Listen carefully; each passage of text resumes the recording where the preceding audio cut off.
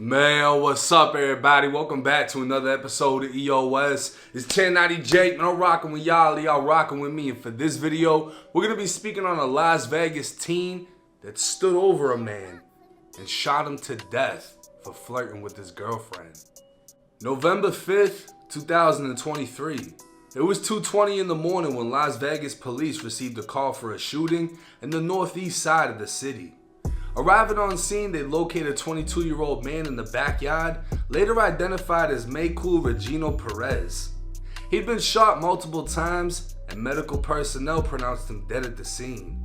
Speaking with the witness, a female told the detective she'd been hanging out with the victim at a party having drinks by a fire pit. She invited a friend, giving her the address through Instagram. Her friend would arrive around 1:20 in the morning with two other females and her boyfriend, 18-year-old Mauricio Quinteros. While speaking with the first witness, a second witness interrupted, saying Mauricio appeared already drunk when he arrived.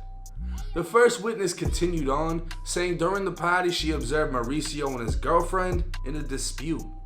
A third witness told police she saw him hitting his girlfriend, pulling her hair, and putting his hands around her throat as he asked her, "Are we gonna be acting like that?" The third witness described the couple as toxic, and a brief investigation into the couple would show Mauricio and his girlfriend were previously arrested for domestic battery against each other. In one case, Mauricio was accused of throwing his girlfriend against a wall and accusing her of cheating. The first witness would tell the detective at some point in the night, Mauricio approached Maycool, confronting him about hitting on his girlfriend. Maycool asked if they could talk away from everyone, while the witness and girlfriend walked to the side of the house. The witness then saw Mauricio punch Maycool in the face before taking out a gun and shooting him. Maycool would hit the floor as Mauricio stood over him, firing 5 to 7 more times into his body. Mauricio, his girlfriend, and the two other females then got back into their car and left the party. Hours later, the Las Vegas Criminal Apprehension Team responded to the Westgate Resort and Casino, where they located Mauricio. The 18-year-old shooter was placed into custody and was found to be still carrying a firearm. It's unclear if this was the firearm used in the murder. Charged with one count of open murder and open murder with the use of a deadly weapon, Mauricio remains in the Clark County Jail. Open murder in Nevada leaves the courts to decide whether to pursue first degree, second degree, or manslaughter. So at the very least, Mauricio may face 1 to 10 years in state prison for manslaughter, and at the max, a possible death penalty for first degree murder. It's more than likely a charge of second degree murder will stick, leaving the 18-year-old with a possible life sentence.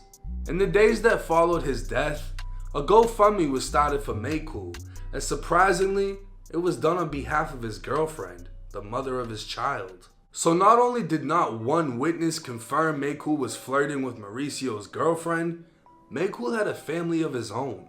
And this would only further confirm the 18-year-old shooter was a self-conscious drunk who had a history of beating his girlfriend and made a drunken decision that cost the life of one man, scarred the lives of many, and essentially destroyed his own. Now this case is important because it's split decisions like this that cost people the rest of their life while taking someone else's life. I was listening to an interview by Kevin Gates recently, and he said something that was powerful, that killers respect death, and that these guys that flaunt and talk about it, they've never done it, because when you've experienced something as powerful as taking something that you don't have the power to give back, it does something to you. In this case, you had an 18-year-old with a history of beating a female. He punches a 22-year-old, was most likely about to get his ass whooped, so he goes and grabs the gun, fires, but then stands over him and fires 5 to 7 more times into his body, executing him in the backyard in front of a group of people. And then 3 people get in the car with him as he leaves. Whether it was out of fear or whether they're trying to get the fuck away, I don't know. But the way he sounds controlling, most likely it was out of fear. So, you know, I know people are going to be like, why would they get back in the car with him? I mean, he's got a fucking gun. It was probably like, hey, let's go. And he just did what he just did to bro, so pretty sure they're going to listen. This kid, in a drunken decision, ended a man's life, ruined his own, and left everyone else scarred. This is why you can't mix guns and alcohol. This is why nowhere that serves alcohol you can bring guns into where you're supposed to bring guns into. Because people will get cocky, confident, whatever, go right to that gun, and we're left with things like this. A child without a father, a girlfriend without a boyfriend, a mother without a son. And it's the same thing for 18-year-old Mauricio. He just fucked off his whole family. Now he's out the picture. Now they got to take care of him. Now he's going to be calling asking for money. Hey, send me some canteen. Send me this, send me that. For what, the next 20, 30 years until his parents die?